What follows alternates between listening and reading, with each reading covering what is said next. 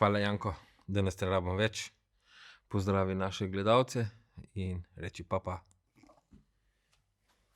Sem si rekel, da bodo videi 5 aplikacij easy za narediti. Za vmes, ko nimam idej pa izdelkov za opisati. Ampak izkazalo se je, da je te videe še skoraj težje narediti, ker nočem kar ene random aplikacije pokazati. Ampak želim, da gre za uporabne zadeve, ki te olajšajo in pomagajo pri uporabi telefona. Ime mi je Miha in uspelo mi najti še 5 zelo uporabnih aplikacij.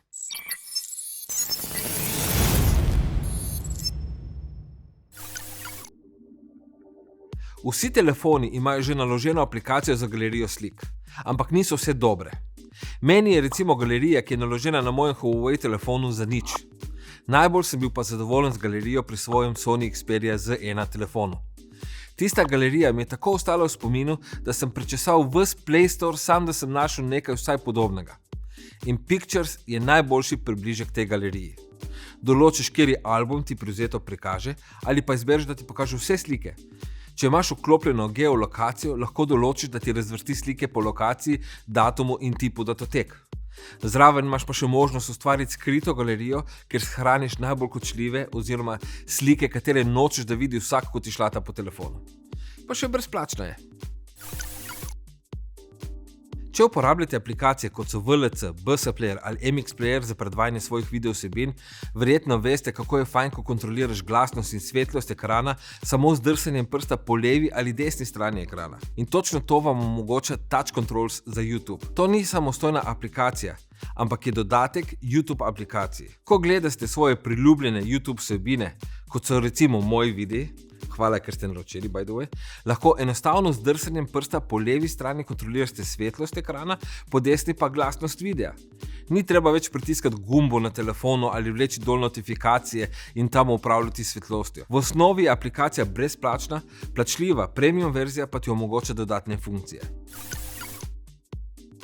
Začetek leta je prinesel paniko v WhatsApp uporabnikom, ki so se morali strinjati z pogoji uporabe, če so še vedno želeli uporabiti aplikacijo, ker izrecno piše, da lahko aplikacija deli podatke o uporabniku s Facebookom.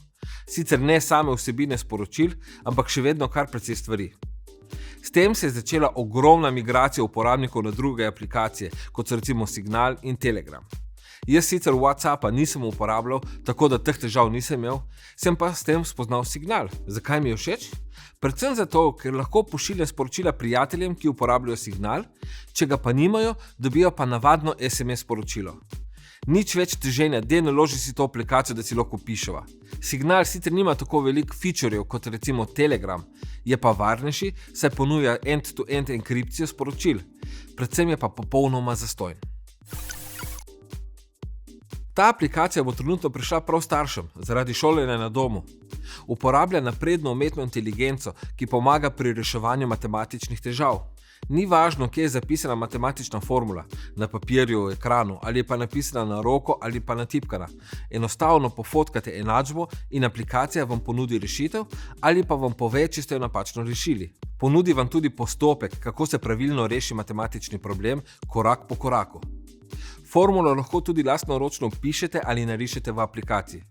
Seveda ni samo za starše, ampak je tudi za šolarje, dijake in študente. APK Pure je alternativa Google Play trgovini. To ni stran, kjer dobite krekane ali modificirane aplikacije, ampak so iste kot v Googlovi trgovini, samo da tudi nobene regijske omejitve. In ni važno, kateri telefon imate, tako da je to super alternativa za uporabnike novejših Huawei telefonov, ki nimajo Google Appsov. Aplikacije normalno posodabljate, nameščate isto kot pri trgovini Play, sicer vam bo Play javljal, da APK Pure ni varna aplikacija, a to ne drži. Je popolnoma varna, saj vedno preverijo aplikacijo, preden jo naložijo v svojo trgovino. APK Pure ne boste našli v trgovini Play, ampak jo boste morali sneti direktno iz njihove strani. Seveda, link je spodaj v opisu videa. Tako, pa smo na koncu. Katere aplikacije pa vi redno uporabljate? Dajte mi spodaj napisati, ker vsak ima svoje potrebe in jaz ne poznam vseh aplikacij. S tem mi bo lažje delati take videe in nikoli ne veš, komu boš olajšal življenje, ker si to delil z nami. Če vam je bil video všeč, stisnite en like tukaj na YouTubu, saj mi to ful pomaga. Še posebej manjšim kanalom kot je moj, takšna podpora zelo pomaga, ker to daje vedeti Googlu, da je kanal aktiven in ga bo potem priporočal več ljudem. Če pa ste novi tu, se zraven še naročite na moj kanal, udarite po zvoncu, da vas obvesti, ko objavim nov video, napišite kak komentar in delite video med prijatelji. Mi pa se vidimo naslednjič.